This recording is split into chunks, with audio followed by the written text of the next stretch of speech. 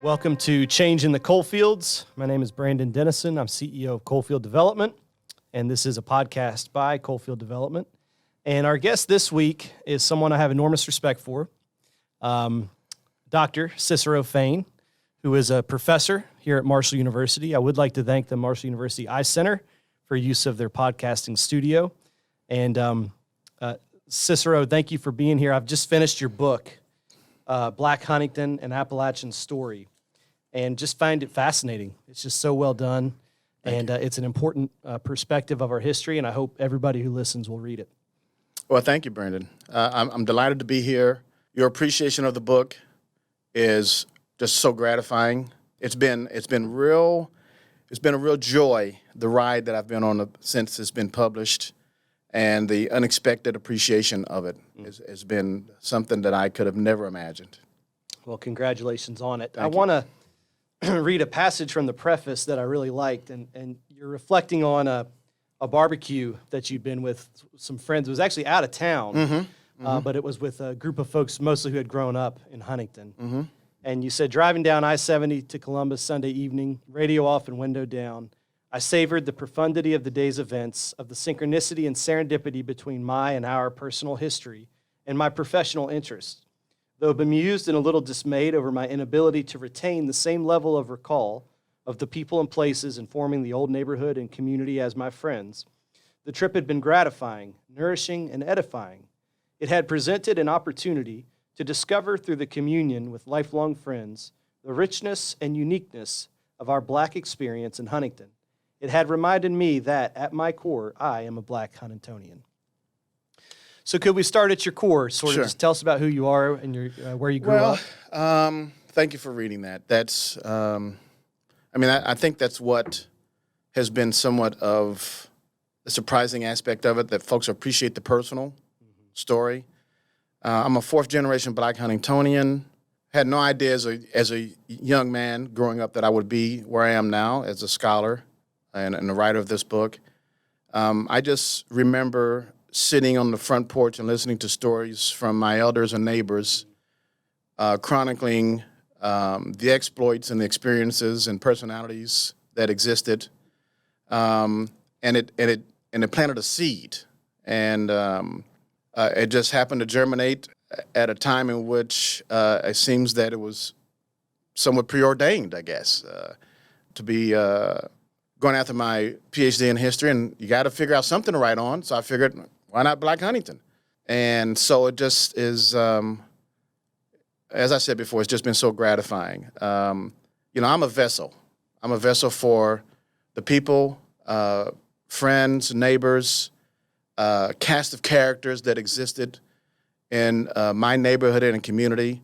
And I just can't be more humbled but yet proud to have this type of reception for the book. When you think of growing up in Huntington, what are some of your favorite memories as a child? I guess there are several. There's a joy just sitting on the front porch. There's a cinema. It's almost cinematic, sitting on the front porch and watching life pass by. I would love to do something in terms of front porch stories, because a lot of people have those front porch stories, from folks arguing in the streets to folks playing in the streets to folks waving, passing by, people stopping by, both friends, neighbors, strangers, who just happen to say, "Hey, look, this seems like a welcoming space," and so that's always been that's really foundational to my personal experience and scholarly inquiry. Riding a bike out to Ritter Park with my buddies, and going through, what is that? Is that Four-Pole Creek? Four-Pole Creek. Wading in the creek and pulling out the crawdads and the salamanders and the frogs. There's something I think I've come to appreciate the accessibility to Mother Nature that Ritter Park offers, and riding a bike through the park and seeing, just communing with Mother Nature and seeing my first great owl and things like that, hawks and things. And the challenge for my buddies and I was to ride the bike all the way up to the Huntington Museum of Art. Big hill. That's a big hill. And it took us a long time to eventually do that in one setting. Without walking. Without walking. But the joy of it would be, of course, coasting back down. And just hanging out with the buddies in the streets, playing football, playing basketball, just hanging out. What did your parents do? My dad eventually ended up being went through, several incarnations. At the last bit, he was a regional manager, human resources guy. He started off at BASF. Oh, yeah, of course. Holland Suco, BASF, and then got promoted to a regional position. He was on the forefront of the civil rights movement here, was part of the civic interest progressives, the folks that protested segregation at Beatty's Cafeteria, White Pantry. And my mom was, the domestic stalwart who raised and 4 children. She worked odd jobs as well. We just tried to survive and like any middle class family and internalize the lessons that they conveyed to us about character and faith and community and family, of course. I wouldn't be who I am without their guidance and support.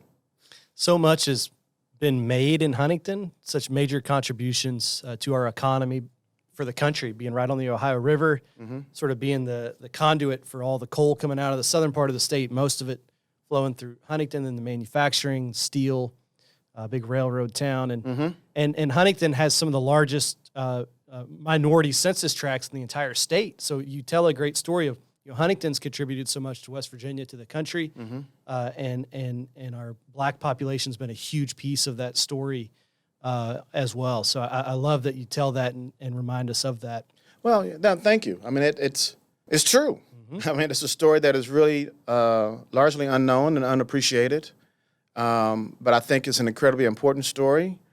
I mean, it is a fascinating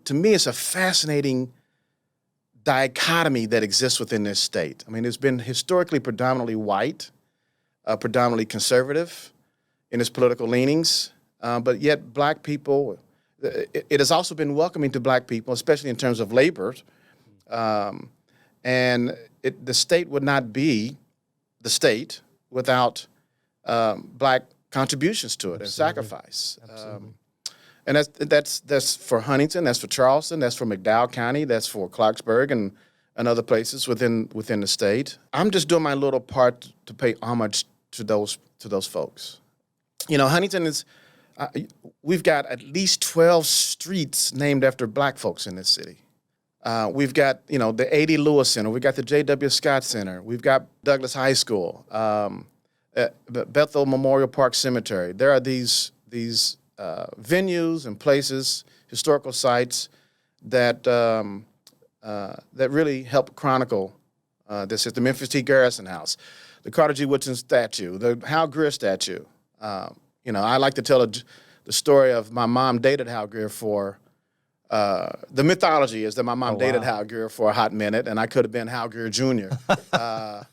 But my dad went to school with him. In case folks are listening, don't know who Hal Greer, named one of the top 50 greatest NBA players of all time. And I believe the first black player to start at Marshall University. Is that right? That may be correct. Yeah, I couldn't swear by that. But yes, he's top 75. Okay. So, you consider this richness, and Carter G. Woodson, how can one encapsulate or chronicle the enormous importance and influence of Carter G. Woodson? Oh, it's unbelievable. We can claim his formative experiences. We can claim that as Huntingtonians.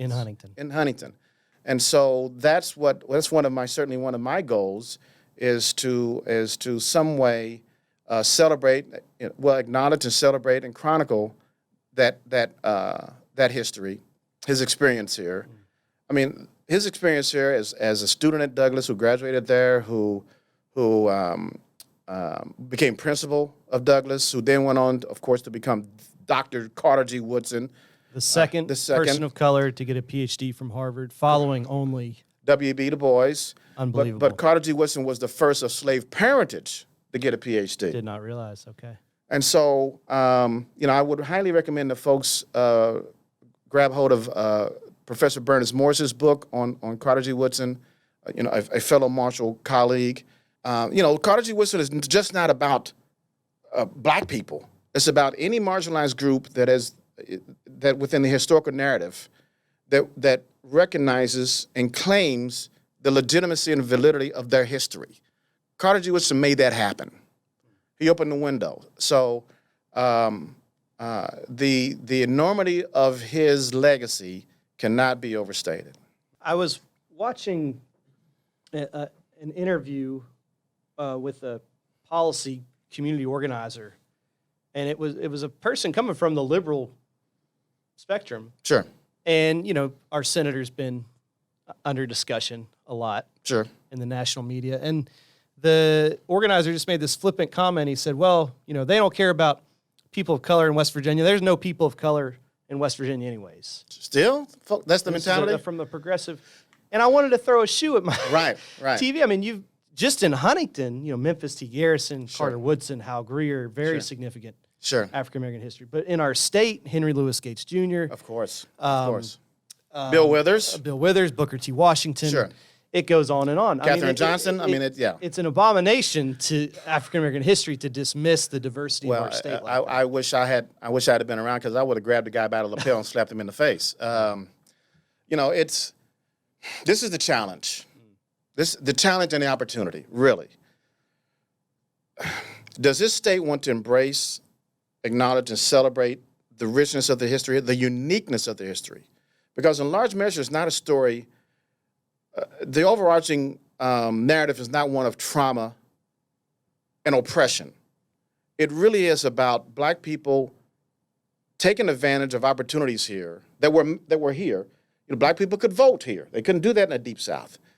And so there was always been this kind of tension between the recognition that we need black labor. We want black citizens, who will abide by the rules and the laws and expectations of civil society, but ensuring that they maintain and recognize benevolent segregation, is what the state called it. A dichotomy. Yes. But, they did establish black institutions. They did support black schools. The state did. And so, the coal industry alone, with the black participation and black contribution, it would not have existed or reached the pinnacle that it has. Collis P. Huntington could not have built the C&O Railroad from Richmond through the New River Valley to Huntington without black labor. There needs to be an acknowledgement of that, recognition of that, celebration of that, in a formalized way. And that's one of the things I'm working on, if I may discuss. Jump into it, okay. Yeah. One of my goals is to establish a tri-state African-American Heritage Museum here in Huntington, preferably on Hal Greer Boulevard, within the Fairfield West district, the heart of historic Black Huntington. And the vision would be a first-class, architecturally stunning, world-class destination, which would center around Carter G. Woodson, certainly, but not exclusive to him. There are too many people that have made, too many black people who have contributed in multiple ways, locally, regionally, nationally. And so it would really be about, let's acknowledge that. In fact, I've been working on a banner committee initiated by Mayor Steve Williams, which will place banners of 150 black notables through downtown next February. And we just finished that. And it's going to be so enriching. If people want to learn more about that vision, which is a great one, they can contact you. Please contact me at fainc@marshall.edu. So But this is a passion project for This you, is a passion project. I'm now seeking, I have some support, We're now trying to get an entity to conduct a feasibility study. And I think that's the key. That is the next critical step to evaluate the economic viability of such an entity. The scholarly cultural part of it is settled. The conceptual vision, I've got a first-class organization chomping at the bit to come in and do the conceptualization of the exhibit and display space. I've got the architect already ready. Now it's the money. Now it's the money. I'm certainly supportive of it. Thank you. I want Thank other you, people Brandon. who listen to be supportive Thank you. of it. I really appreciate it. Let's make it happen. Yeah, let's make it happen. So did you attend Douglas High School? I did not. No, my dad did. My mom did. My mom was actually, I think she was a majorette there. Okay. And Dad was a football player.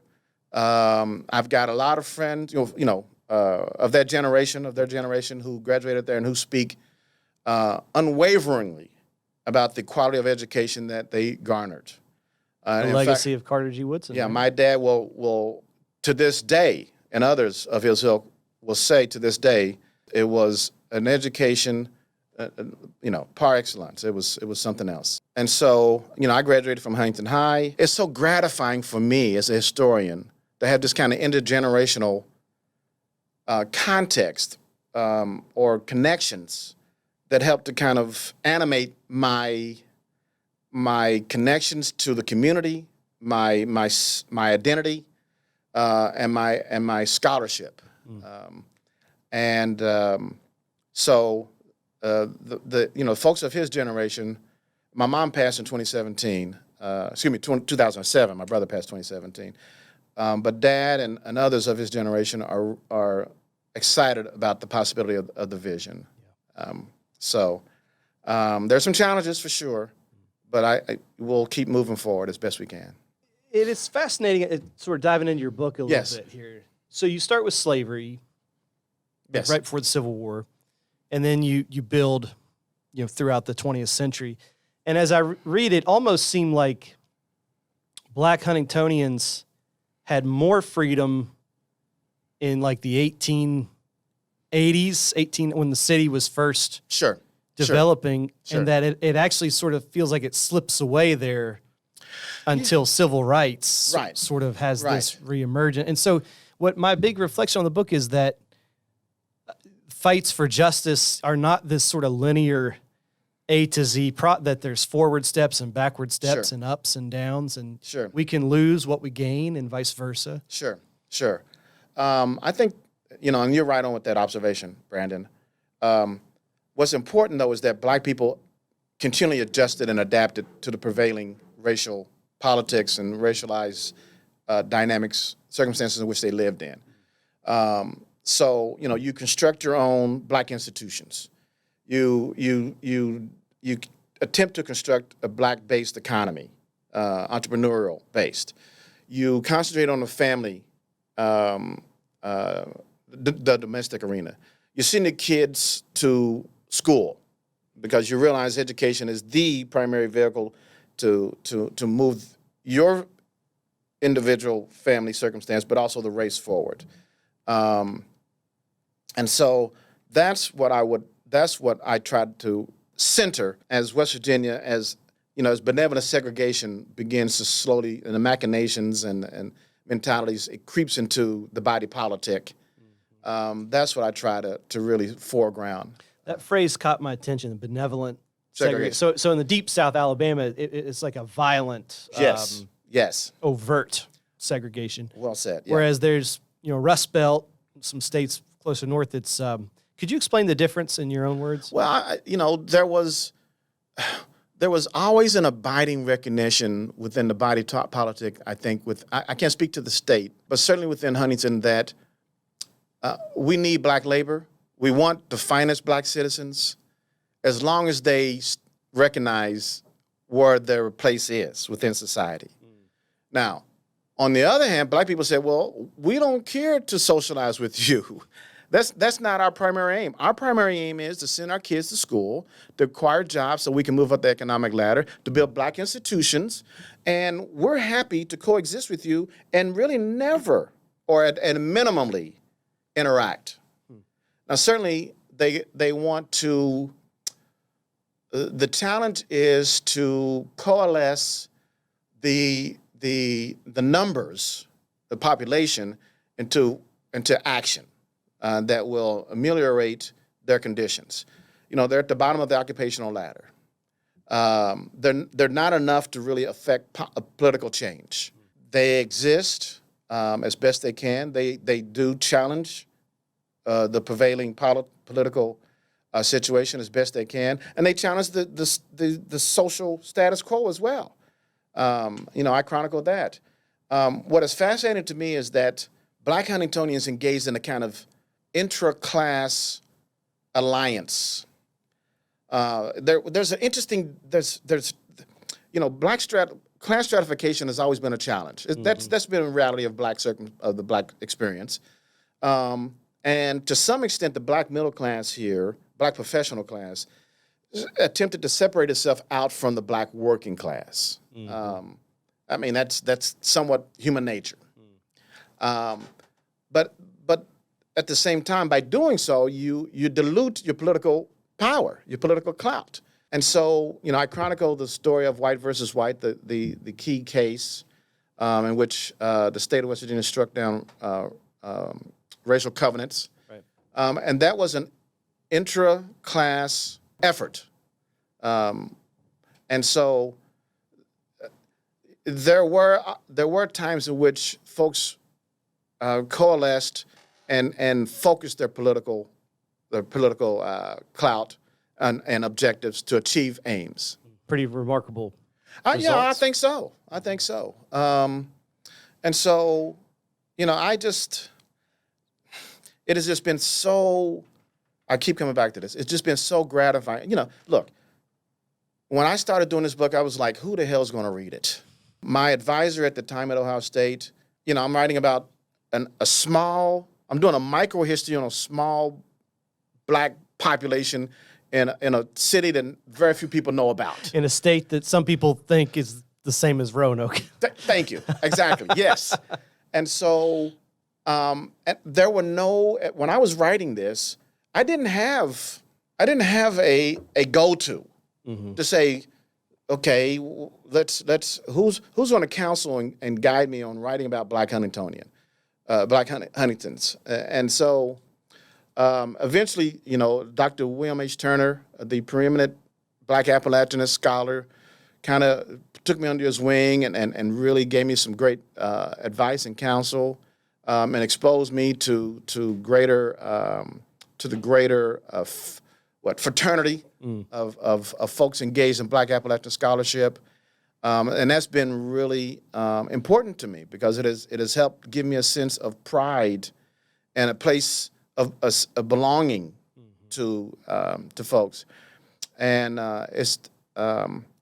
and again, I will say that while it's a micro history, Huntington is so the elements and the history of Huntington, the dynamics of Huntington, racial, social, cultural, economic, while unique in many regards, are also universal. Mm-hmm. And I think that is somewhat of that has kind of resonated with the readership. Absolutely. Yeah, they can connect, whether from Huntington or not. Right. They connect with the stories being told. And it has been a delight to see folks who have left the state but still have an abiding connection to it. Mm-hmm. And I think to some extent, even if you're not from Huntington, this book helps to build a connection back to a time and a place and to your family history that resonates for them. It's clear in the book you've combed a lot of data, economic data, census data, socioeconomic data. You're obviously, you've heard a lot of stories. You grew up here. It's a topic you started pretty well familiar with. Sure. Was there anything in your research that really surprised you? Well, I mean, let me answer that by making 2 points. Number one is I was blessed to have the resources out there. Folks had done work. Mm-hmm. I didn't have to necessarily reinvent the wheel. There was a treasure trove of documents, archival information. Just all kinds of stuff out there. No one had done a comprehensive study. And so that was my challenge. and joy. And so that's been certainly, I'm really proud of the work. The book could not have been done if it hadn't been done when it was done. I mean, Timing is timing is everything. Folks died, immediately afterwards. My life changes, life changes and things like that. So it almost is, it was the Blues Brothers were on a mission from God. And so I won't go that far, but, serendipity and timing is everything in this. The answer to the second question, the most illuminating, surprising part to me was I always, when I was doing a dissertation, I was trying to make a connection between this information. I figured that there was a grapevine telegraph, which is, I think, chapter 2 discusses that. Yep. I was trying to figure out, how did folks in the immediate aftermath of the Civil War, how do they learn to travel from Buckingham County, Central Virginia, to Huntington West by God? And, we don't have Twitter, Facebook, iPhones. To do the research and go to Greenbrier County and discover that that the grapevine telegraph existed, and that White Sulphur Springs served as a nexus. So you intuitively figured it must have been there. Yes. But then you actually found the document trail. Right. And so there's this great chapter of the Greenbrier, which is a famous resort in Greenbrier County. Sure. Has been a famous resort for a long time that wealthy white people would vacation to, and there's often, take servant labor, slave labor before Civil War. Yes. And it created you call it like a nexus where different people from different areas could communicate about where there might be opportunities. Do Correct. I have that right? Yeah, well said. Yeah. And that fascinated me. In my humble opinion, White Sulphur Springs / the Greenbrier represents the longest sustained black presence of any one site in the state. Slaves helped build White Sulphur Springs. There is a famous painting done by a German Christian Mayer in 1838 that chronicles a kitchen ball held by slaves and free blacks, dressed up in There's a picture of that in here. Yeah, the finest clothing of the era. And you take 1838. And then you move into the Civil War era. And now, of course, Katherine Johnson from Hidden Figures, the NASA mathematician, is from White Sulphur Springs. And so there are still black families, as far as I understand, there are still folks who work at the Greenbrier whose family have been employed at the Greenbrier for several generations. I would strongly encourage the management of the Greenbrier and the owner, I believe Governor Jim Justice, to take steps to chronicle and celebrate, recognize that history, bring in black folk and others from the region, and say, hey, look, this is intrinsic to what the Greenbrier is. Mm-hmm.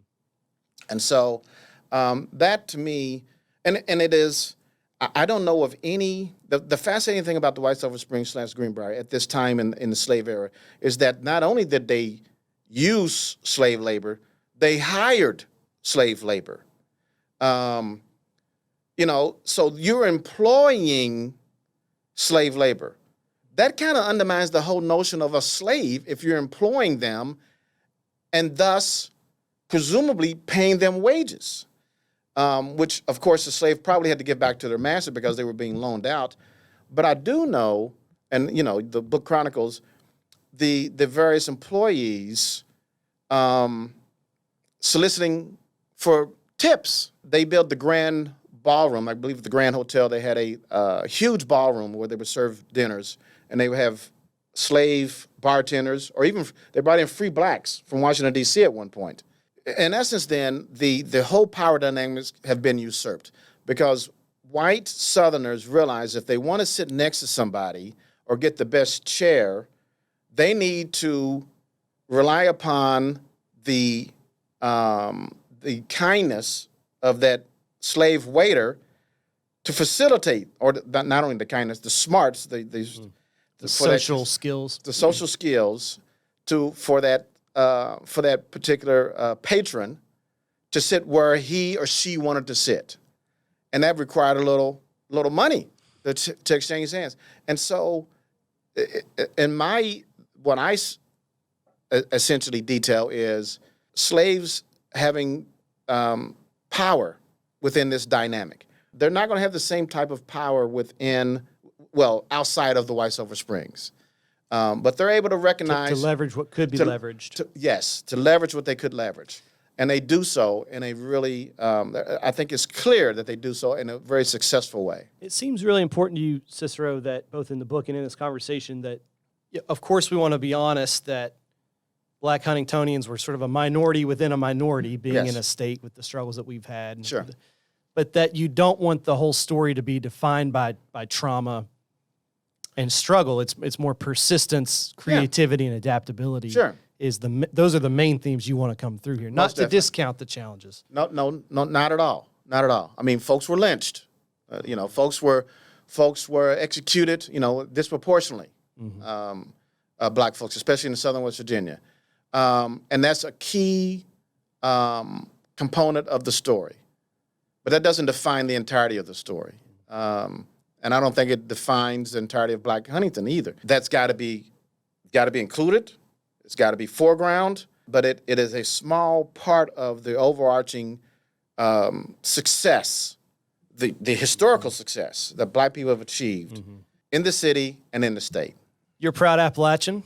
I am. You called the book is Black Huntington, an Appalachian story. Sure. What are some of the biggest changes you've seen here? It's my final question. What are some of the biggest changes you've seen in the region, and what are some of the biggest changes you still hope to see? Our migration is still a problem. Yeah. I think we have to do a better job of celebrating diversity. Diverse communities are vibrant communities, are economically vibrant communities. And that is part of my mission here at Marshall and in the community. And within that mission is, of course, to have Black people come back and to recognize that it is incumbent upon them, if they want to move Fairfield West forward, that they've got to have some skin in the game. I'm really gratified by the talent that exists within the Fairfield West, the commitment, the passion, the various perspectives. I've been gone a long time, so I'm delighted to see the kind of energy amongst various constituencies dedicated to revitalizing Fairfield West and Fairfield District in totality. The city needs a revitalized Fairfield West. Marshall needs a revitalized Fairfield West. It's not just about one entity. It's about multiple folks engaging in the effort and putting dollars to the table to move it forward. Well, thank you for your contributions. Brandon. You're a true scholar. I look forward to the next book. Thank you. And I look forward to working with you on this vision for revitalization. Yes, sir. It's been a pleasure. I really appreciate it, Brandon. Take care. Yeah, you too.